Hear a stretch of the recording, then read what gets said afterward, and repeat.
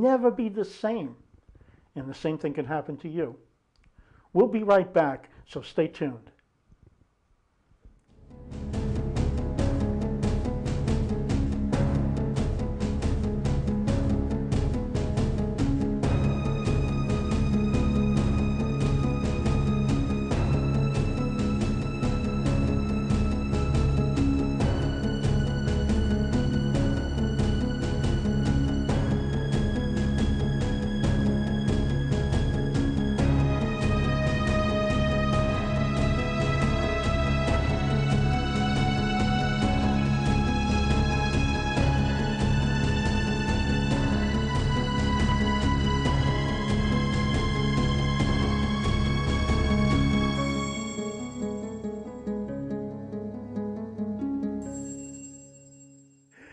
Okay, here we are. We're back to by the blood of the Lamb and the word of the testimony.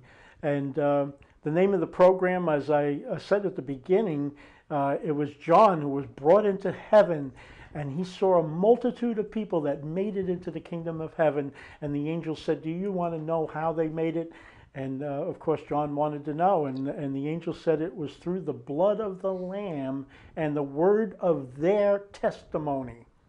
Now, our testimony today is our lives, Alicia and myself, are perfect examples of somebody that was heading to a disaster. And when we gave our lives to Christ and when we became serious about Him taking over, our lives were able to change. So that's what we're going to get into right now. I know some people have heard my testimony about how I was finally got to the point where I just did everything there was to do. There was nothing left to do. I tried everything that was wrong. I was robbing houses. I robbed friends and relatives, and I robbed businesses to get the money for the drugs that I was doing. And let's go back to your testimony now, Alicia. Where did you get the money from? I would prostitute most of the time, because I had a huge habit. I would smoke and smoke until my brain couldn't take anymore, and then past that, because I was trying to get some comfort because I was so unloved. I didn't feel that I was loved. I knew two people that loved me. There was my two children, Raleigh and Charisma. I knew they loved me. But the whole world just seemed so dark to me. I would prostitute, and when I didn't have if I didn't ran out of money, I even begged for drugs. I begged for drugs. Now, that's the point that I got so low that I would beg for drugs. Yes. The lowest of the low. No, I understood through your testimony that because of the drugs and everything else, you've actually become homeless more than once. Many, many times. I can't count. I done lost the count. Lost the count of how many times you'd wake up in the gutter someplace and not know how you got house. there. Yeah, somebody's house or whatever. Somebody's house.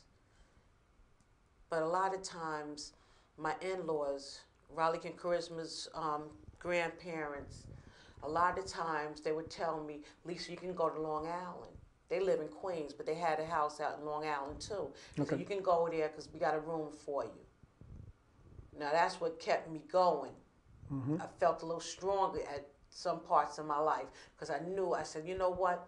I don't have to take the abuse no more here. But the house was bad over there. Bad people were in there. Drug dealers were in there. Yes. Drug dealers with their families were in that house.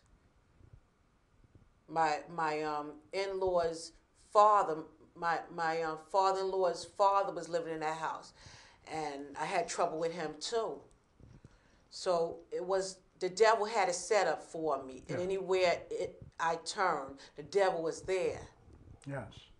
You see that the Word of God says that Satan is out to kill and destroy, and that's what he wants to do. Especially, see, I have a feeling he